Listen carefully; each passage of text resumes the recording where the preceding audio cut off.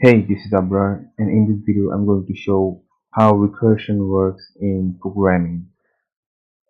So many new learners in programming struggle to get hold of this topic, so I will try to make this clear as possible to you. So let's take this function for example.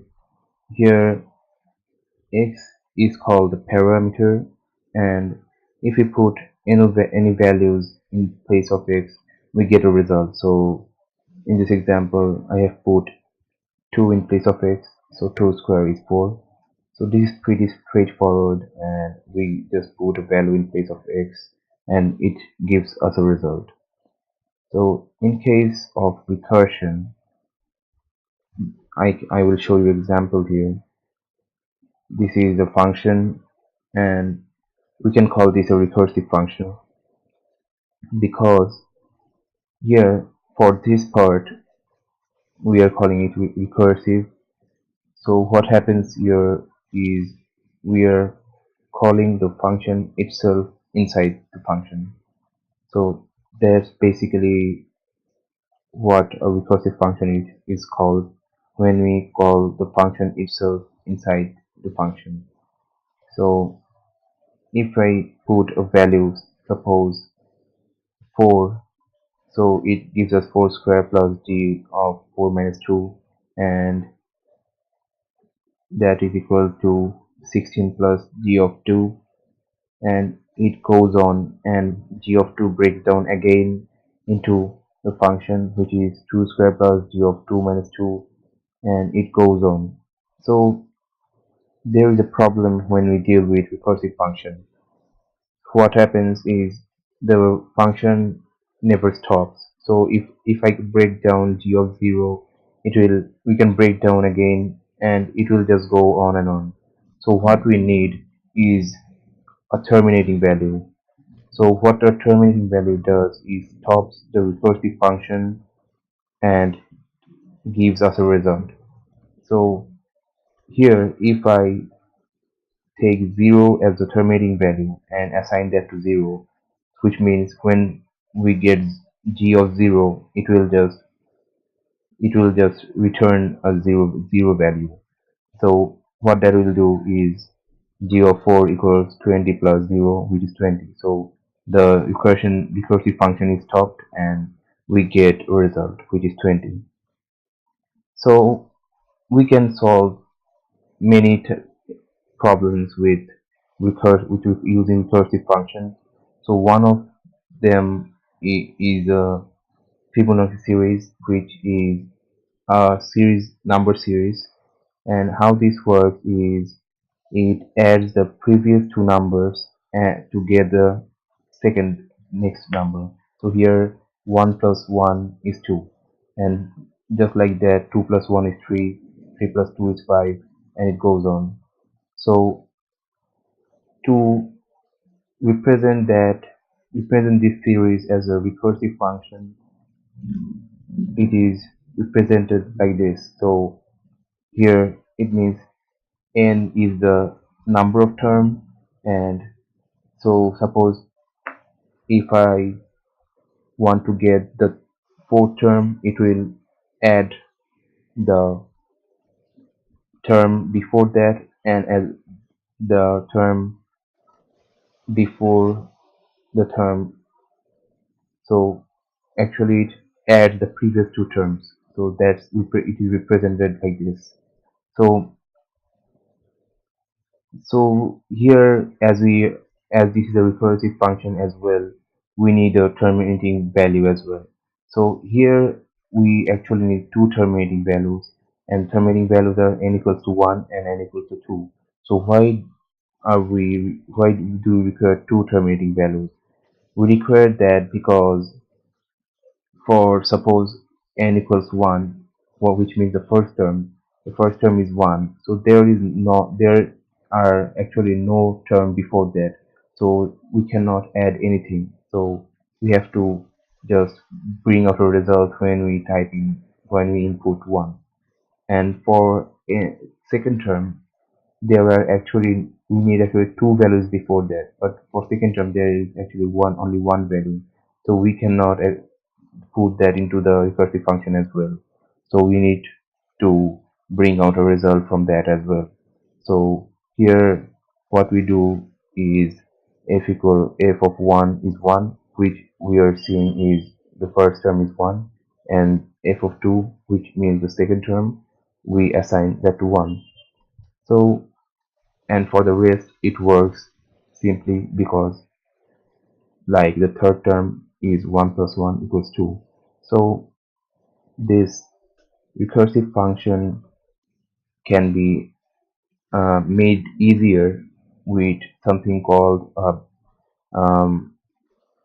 tree diagram, which shows how this input is processed to give us an output.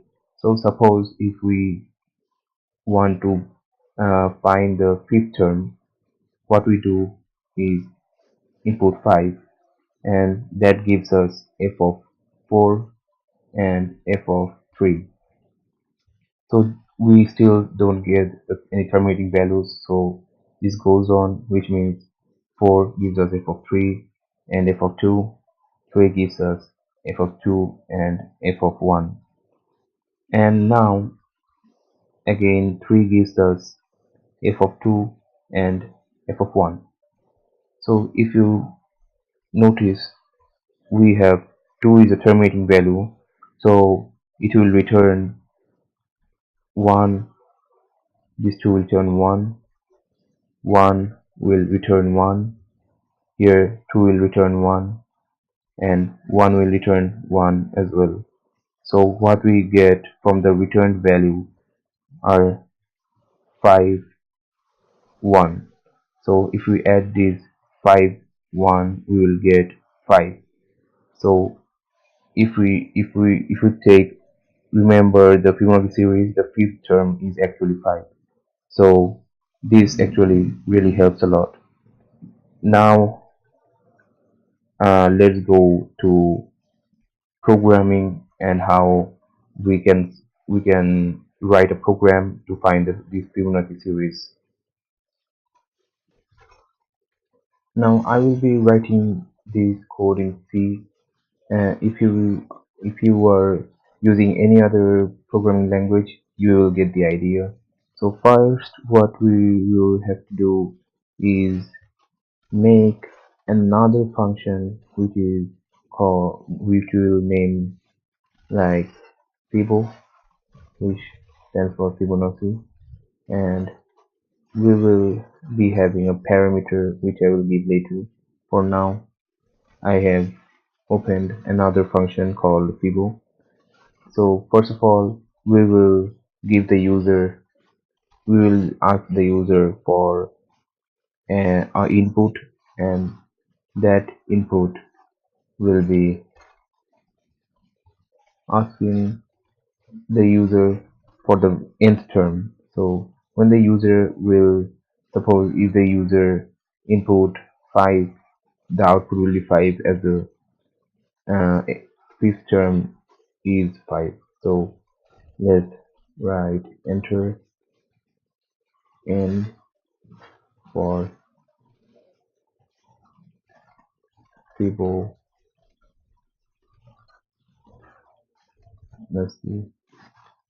series, and then what we will have to do is take the input,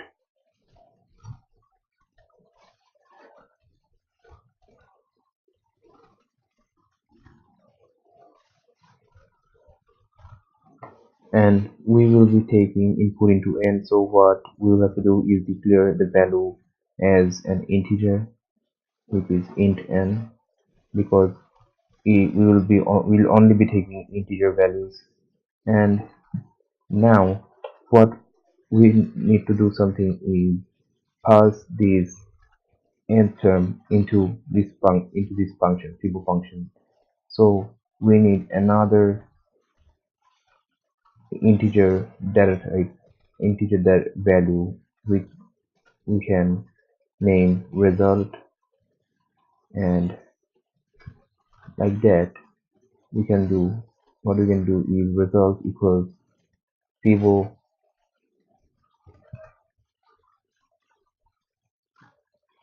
n. So what this does is passes the value of n we are inputting into the Fibonacci function. So what we will have to do here is put a parameter. So I've shown you how a function has a parameter. So just like that, we need to have a parameter. So let's give it x, and then now this is a function with a parameter, and what this does, when we pass the value of n, that value becomes equal to x. So now the value of, suppose if we input 5 and 5, n is equal to 5, and 5 will be passed to x, and now the value of x is 5. So when the value of x becomes 5, what we have to do is process that into the Fibonacci, into the Fibonacci series. So for that, what we have to do is return Fibo x minus 1, just like I showed you in the function. We just return the function, Fibonacci function. Sorry, I write Fibo. Yes, it's okay. So, and here will also be Fibo, just like I showed you in that, just before I showed you that here, there. So we are missing something here, and what we are missing are the terminating values. So what we need to do is give it a condition like if x equals 1, which means that if there is the first term, it will return 1, else if x equals 2, which means the second term, it will return 1 as well. So the terminating values, we have written the terminating values, and if the input value is not a terminating value, it will just process into the Fibonacci function. So what I can do here as well is for just a smooth programming, smooth working program, is add another terminating value which is 0, just for for just so that the program doesn't stop working when someone inputs 0. So what we'll do is return 0, which means if someone enters 0, it will just return 0. Now what we need to do is print this out. So when we call this Fibonacci function and pass in, so it processes it and returns the value. So if you notice I have declared this function data type as integer, because it will always be giving out an integer result. So make sure you give integer. So when this returns, the value, that resulting value will be equals the result. So now if I print the result, which is the, just let's make it look good, and the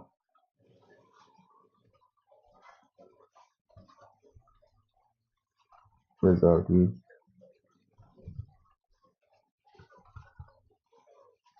or let's say the term is,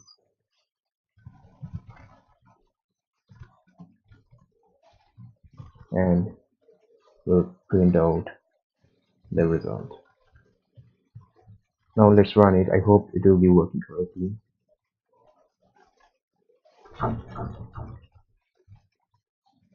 Okay, what we have here,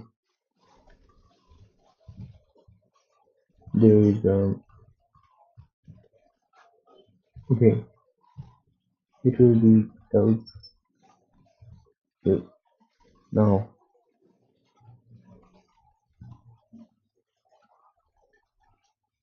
there is a problem here. Let's see what's the problem. Okay, I forgot a semicolon. And now if I run this, it asks for the nth term. Let's find the third term. The term is 2.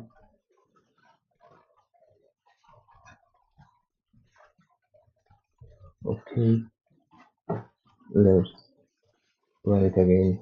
The fifth term. The fifth term is 5, so it works correctly. So this is how you operate, you would write a recursive function